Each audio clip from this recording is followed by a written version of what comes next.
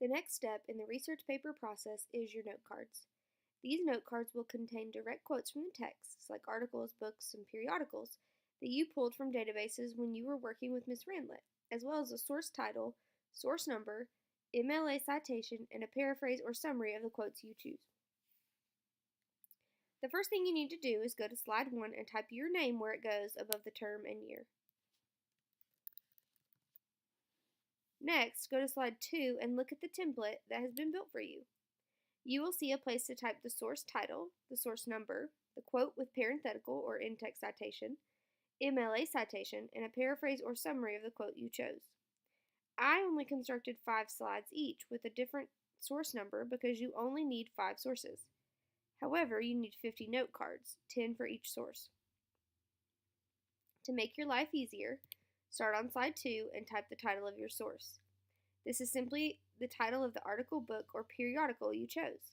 For our purposes, I will use my example of F. Scott Fitzgerald.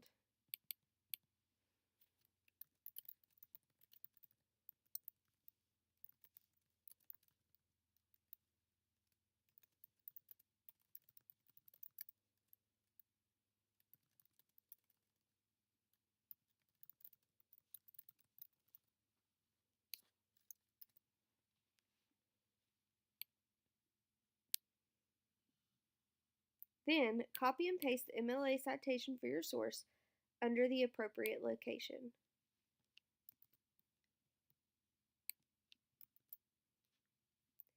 Don't worry about hanging indents here.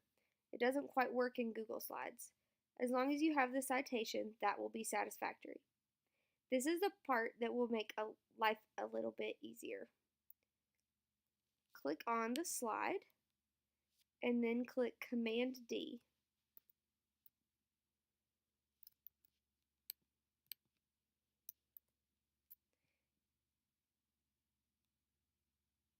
Do this 9 times.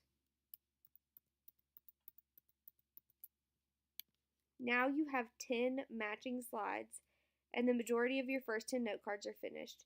Repeat this process for source number 2, 3, 4, and 5, and your note cards will be 60% complete. Now you just need to add the quotes and the paraphrase or summary to each slide. This will take the most amount of time, but now you don't have to worry about the other elements. Now look back over your articles. You've already read them at least once to complete your annotated bibliography, so this should be a rereading. You can use database tools to highlight and annotate, or you can download the articles as PDFs and annotate and highlight that way. Either way, using your thesis statement as a guide, choose quotes that will support your thesis and its components. Remember from the thesis statement lesson that your thesis should have 3 parts. Therefore, you should find quotes that support those 3 components. It's likely that you will find quotes to support all 3 of the components in each article.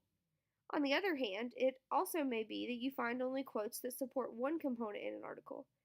The point is, don't simply highlight quotes out of a text and assume every quote from that text will support just one component of your thesis.